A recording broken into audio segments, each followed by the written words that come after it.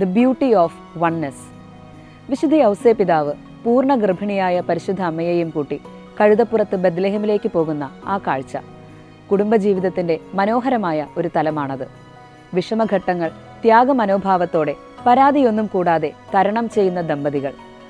നമ്മുടെ കുടുംബജീവിതങ്ങളിലും വരാറില്ലേ ത്യാഗമെടുക്കേണ്ട സന്ദർഭങ്ങൾ?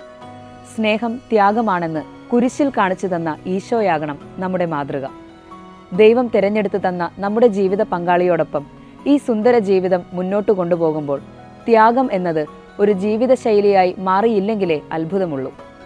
കുടുംബജീവിതത്തിൽ വിട്ടുകൊടുക്കുന്നതും സഹനം ഏറ്റുവാങ്ങുന്നതും ഒരിക്കലും ഒരു ദുർബലതയല്ല കേട്ടോ. മറിച്ച് നമുക്ക് നമ്മുടെ ജീവിത പങ്കാളിയോടുള്ള ശക്തമായ സ്നേഹത്തിൻ്റെ അടയാളമാണത്.